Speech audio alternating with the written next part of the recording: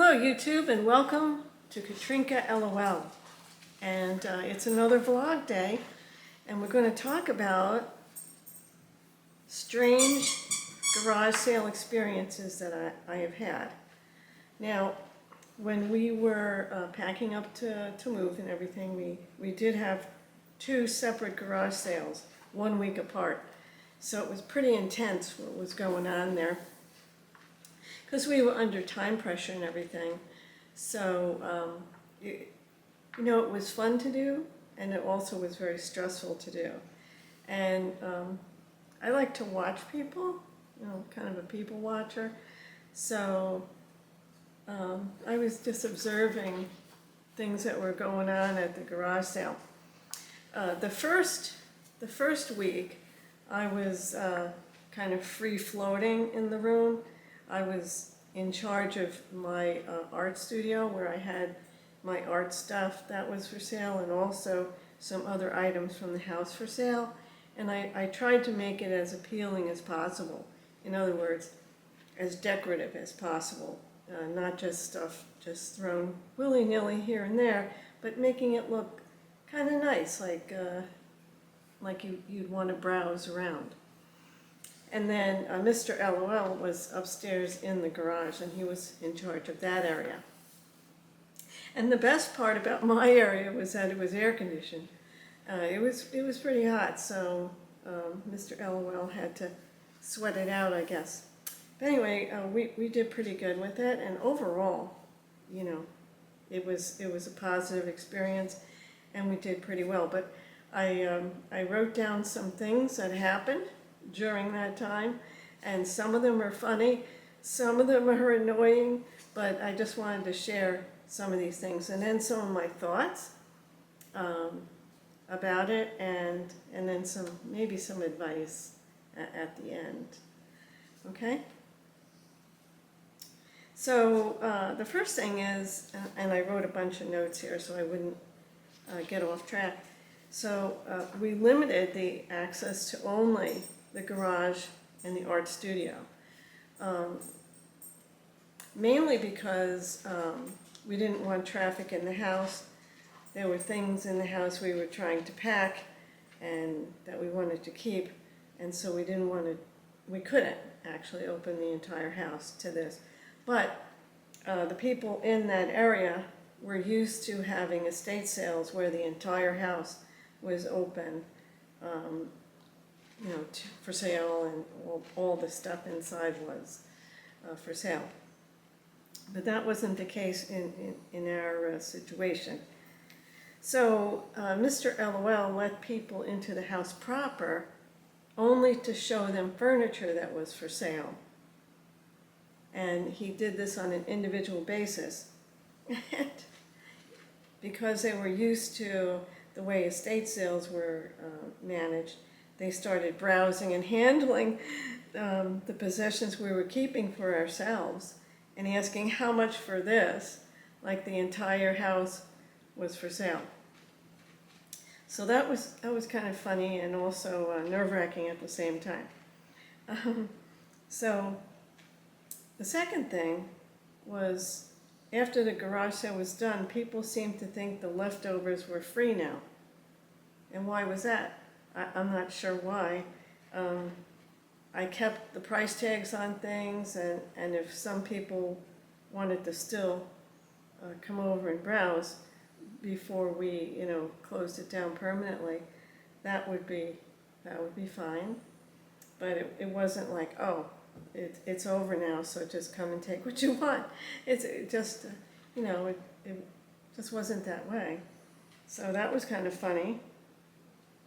And one thing that I wound up doing was I went into my own store, so to speak, and I browsed around as if I was a customer. And there were things I was like, oh wow, I'm glad this is still here, because I think I'm going to keep this. So there were a number of things that I kept, and I was glad that people passed it by, because I'm glad I have it now.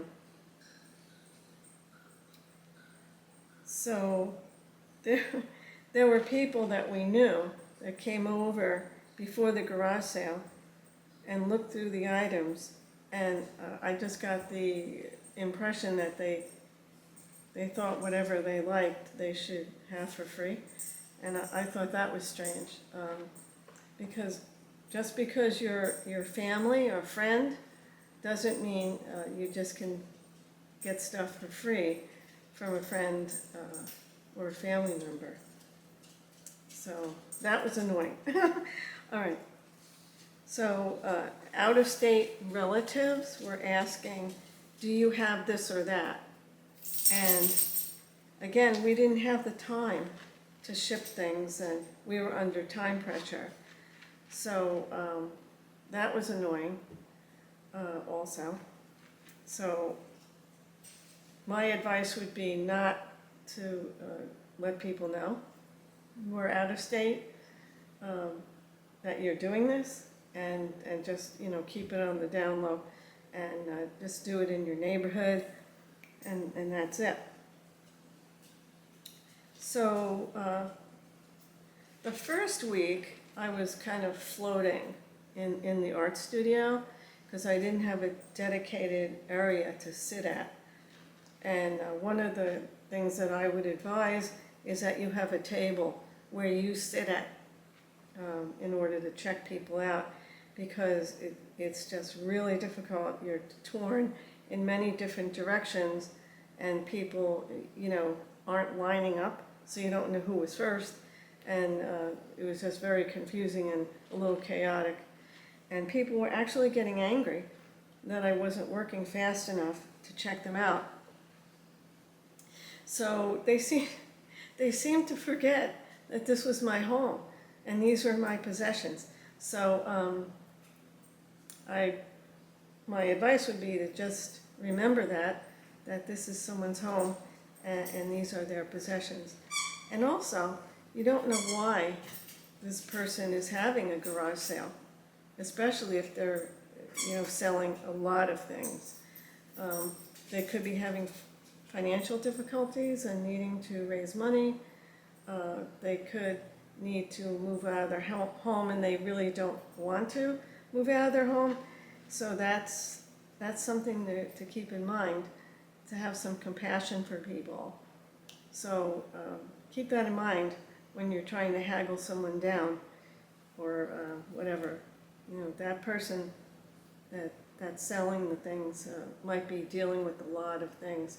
They could have just lost a spouse or whatever. So, you know, that's just something to think about. And then some people wanted special hours to come by, and just for them to browse. And that was highly inconvenient for us because we were under the time pressure. We completed this entire thing from start to finish in about a month's time, including the 2 garage sales, packing, and everything else. So it was just incredibly hectic and chaotic and stressful. So we didn't turn down the people who wanted the special hours, because we really wanted to move the stuff, and we were under time constraints. But keep in mind when you ask a person for that you may be imposing on them a bit, you know, and you don't know what's really happening behind the scenes with them. Now here's another one that I found quite annoying, and that was that neighbors gave us stuff to sell for them,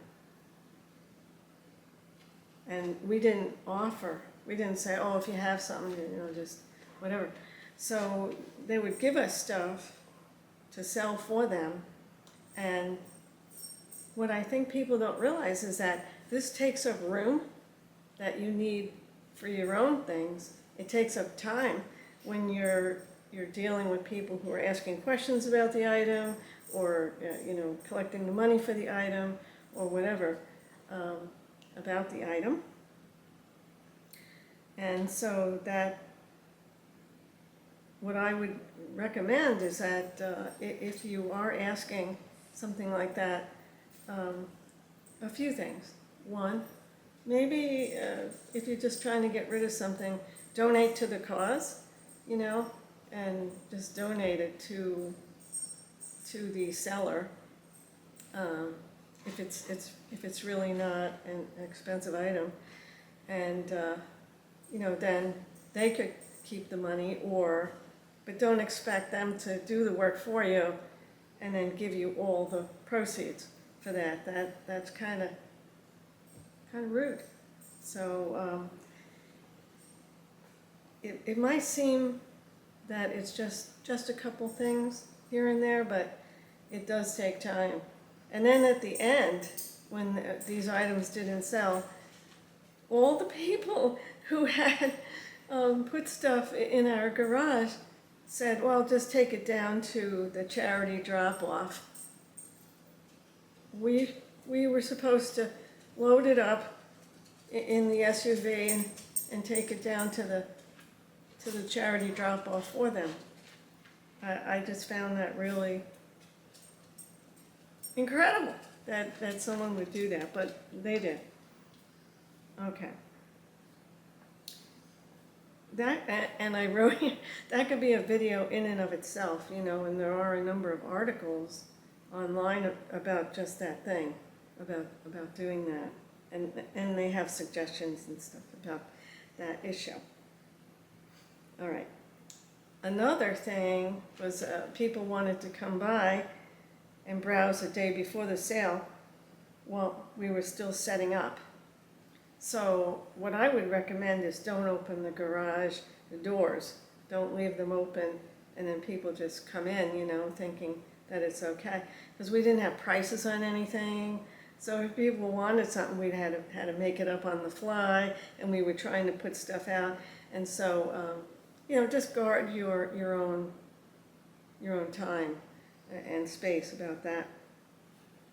And on the same line, someone spotted Mr. LOL putting up signs around the neighborhood about the garage sale, which was happening, I think, either 2 days from there or 1 day from there. It was pretty soon. And they followed him home, I guess in order to get a jump on browsing the items. But that was a little disconcerting that someone would do that.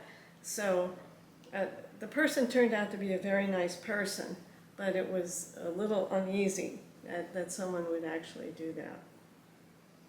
So that would be something I would recommend not doing, you know.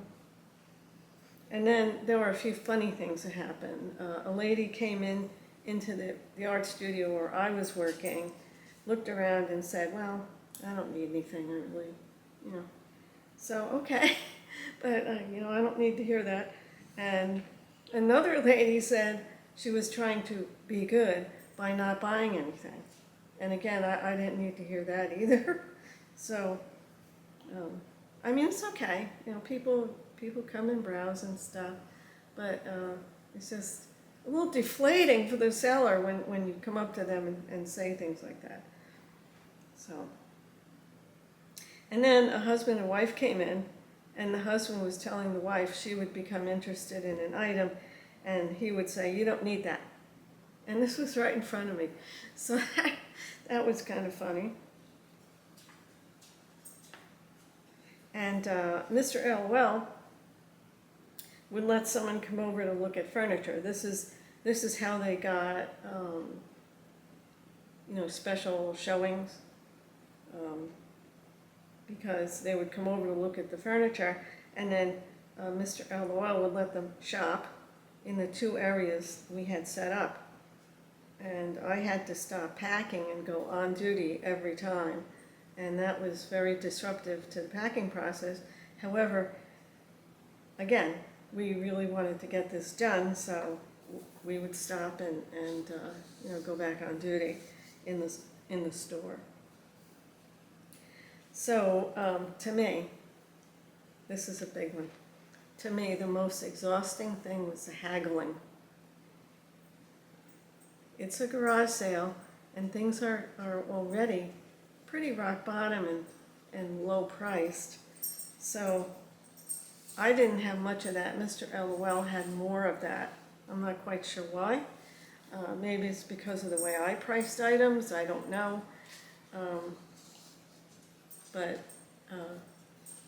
yeah, that was exhausting. Especially if somebody was haggling, like wanting to reduce the price by $1.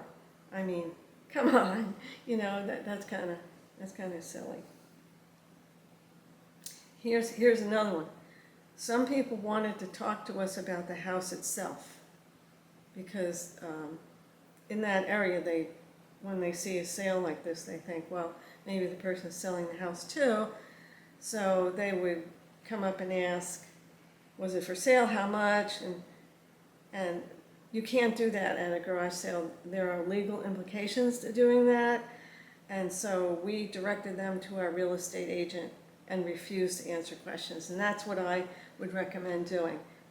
Don't answer questions, say, I'm sorry, this is just a garage sale, and you'll have to talk to the agent for any questions about the house itself. So here's another funny one. I was selling some art books and pointed them out to an artist who came by, and they actually said to me, get this, you can donate those to the Art Guild library. And I was like, I'm trying to sell them, I'm trying to, so I brought them to a used bookstore, and I did get good money for them, so it worked out okay. And here's another funny thing that happened during the sale. I had a banjitar, which is a banjo guitar, and was selling the soft case for it. I had a hard case, and I had the banjitar itself in the hard case to bring with me. And a woman asked, and the soft case was up in the garage, she asked if I had a banjo. And Mr. LOL said, yes. And she asked what I wanted for it. I gave her a price, and she tried to haggle me down. And I wouldn't budge. And she even tried insulting the banjitar itself by saying it wasn't a good brand. And I said, I would be very happy to just take it with me, because that's what I had planned on doing. So she then met my price. So I guess that worked out okay. Just a little annoying. So here are some things that I learned. Now, I already talked about not telling out-of-state friends and relatives that you are having a garage sale, because you could wind up shipping things, and they could expect it for free, or at a greatly discounted price, and you don't need that. So limit the special hours people can come by to a window convenient for you. Don't let them tell you when they are coming by. For example, Tuesday between 2 and 4, or I can only have you come over at 5 o'clock on Thursday, or whatever it is, So whatever is convenient for you, so that you can get the other stuff that you need to get done. But our situation was unique because we were moving several states away. So it wasn't just your average garage sale. And here's a good one. Get everything ready and then put up the signs. And then have a checkout table so you're not spread too thin, so you're not pulled here and there, not knowing which person was first and stuff. The second week, I had a checkout table, and everything was fine. I just sat at the table, and the people would line up, and it was very orderly, and that was good. And then, like I said before, don't keep the garage doors open while you're setting up, because people might just see this happening and then come in. And if you're selling your house, have some business cards of your real estate agent, and don't answer any questions about the house itself. Just give them the card and say, contact the agent. And here's another good one that I learned.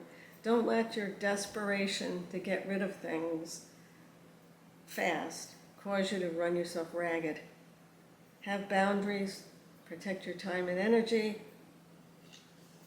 and don't be afraid to say no if you don't want to sell people's junk for them. Now, here are some suggestions for people who are attending garage sales. Number one is, please realize you are visiting someone's home and these are their possessions. Please be respectful of the possessions and the seller. And haggling may be fun for you, but it's really no fun for the seller. Chiseling a person down just for the fun of it or to score a deal is just not nice under certain conditions, because the seller could be very stressed with things going on in their life, such as moving and packing, and or losing a spouse or something like that. So don't insult the seller's possessions or the value of the item in trying to get a better deal. That is just very unkind. So if your neighborhood has a service that conducts estate sales like we had, don't expect a person conducting their own private garage sale to comply with the way the service conducts the estate sales, because the seller is not that service, and they can set up their garage sale any way they please, really. So here's something that is just, it speaks for itself. Don't expect free stuff just because the seller is a friend or a relative. And once the official sale is over, don't think the remaining items are free. The seller may keep them or want to donate them to charity or want to give them to someone special that they want to give it to. So be respectful of the seller's time, and be considerate when asking for special showing times if the seller will allow that. Sometimes it's only a one-day sale, but we had that week in between, and so that's how that happened with us. And don't follow a person home who is putting up signs to get a jump on things. And we've spoken about this one already. Don't ask to put your junk in the seller's sale. It takes away from their time and sales and gives them more work to do. And don't ask the seller to drive your unsold junk to the charity drop-off either. At the very least, ask to help the seller with their sale in exchange for them hosting your junk, and drive your own stuff to the charity drop-off. Or help your friend or relative with the sale, and so there's more of a give and take with that kind of thing. And here's something that happened during the sale. If you're buying a table that is for sale that has things displayed on it, don't take it upon yourself to move things willy-nilly yourself, but wait for the seller and be patient, because these people who are buying the table, and I'm glad they did, but I found these things all over the place, and it was very confusing. And last but not least, and I'm glad this only happened once, if you break something, offer to pay for it. Someone broke something, it was fragile, and they dropped it, and it shattered, and all they did was say sorry. They didn't offer to pay something for it. So that was a little surprising. So I would say just offer to pay something. The seller might say, oh, that's okay, but leave it up to them to do that. All right, so if you've had some fun with garage sailing, and I hope this video didn't come across as a complaint session, because it really isn't. It's just that I learned a lot of stuff. I'm not looking forward to having one again anytime soon, but it was fun to do, you know, and also it had its moments.